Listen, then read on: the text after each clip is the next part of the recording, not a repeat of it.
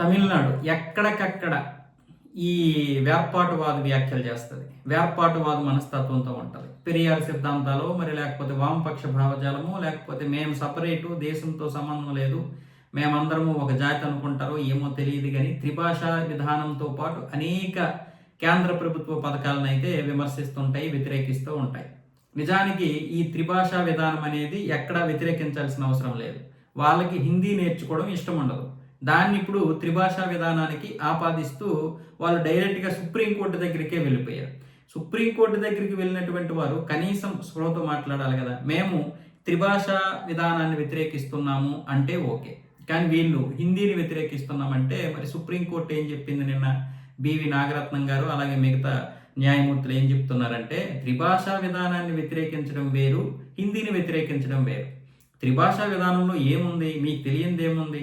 1 మాతృభాష, 2 ఇంగ్లీషు, 3 మీకు నచ్చితే హిందీ నేర్చుకోండి, లేకపోతే సంస్కృతం నేర్చుకోండి, లేకపోతే ఇంకే భాషనైనా నేర్చుకోండి. దేశంలో అధికారికంగా ఉన్నటువంటి 18 భాషల్లో ఇంకా ఏ భాష అయినా నేర్చుకోండి అని చెప్పి త్రిభాషా విద్యా విధానం చెప్తోంది. అదే కదా సిబిఎస్ఈలో చెప్పారు.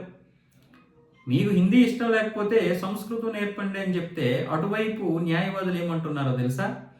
కాదు, భాషని బలవంతంగా రుద్దొద్దని చెప్పారు కదా, మరి బలవంతంగా రుద్దొద్దని చెప్తే మీరెందుకు మళ్ళీ దీని గురించి ఇలా మాట్లాడుతున్నారని డైరెక్ట్గా న్యాయమూర్తిని ప్రశ్నిస్తే, భాషని ఎక్కడా రుద్దొద్దని చెప్పలేదు, అలాగని ఎక్కడా రుద్దింది లేదు.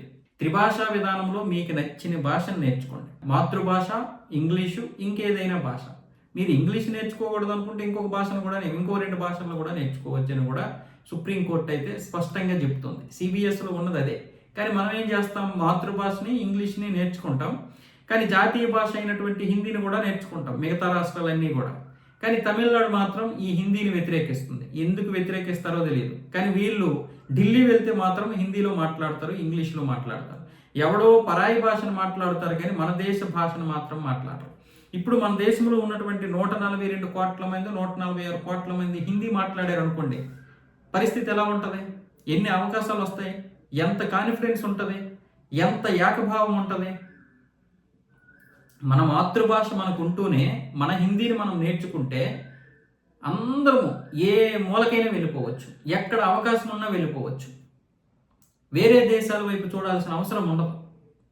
పైగా మనలో మనకి ఒక మంచి స్నేహభావం ఏర్పడుతుంది. అంటే అందరం ఒకే భాష మాట్లాడగలిగితే.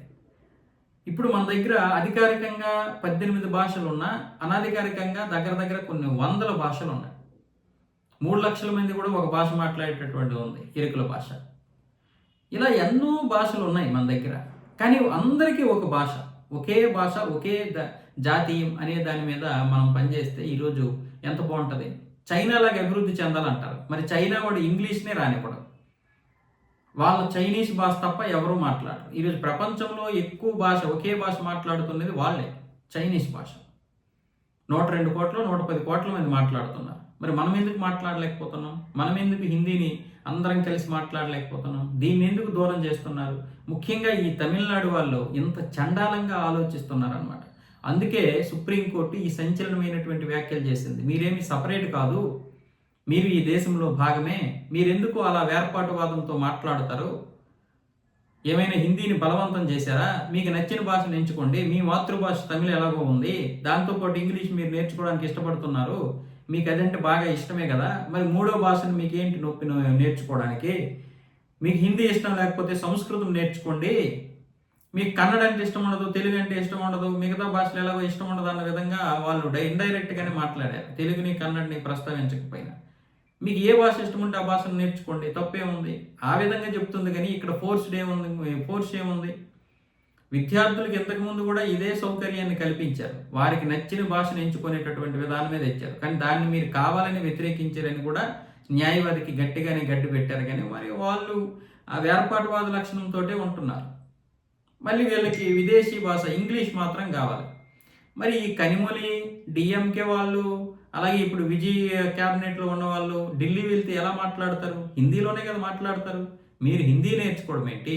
నీ ప్రజలు హిందీ నేర్చుకోకపోవడం ఏంటి? ఇదంతా ఇది మాయ. ప్రజల్ని మభ్యపెట్టి నాశనం చేస్తున్నారు వాళ్ళని.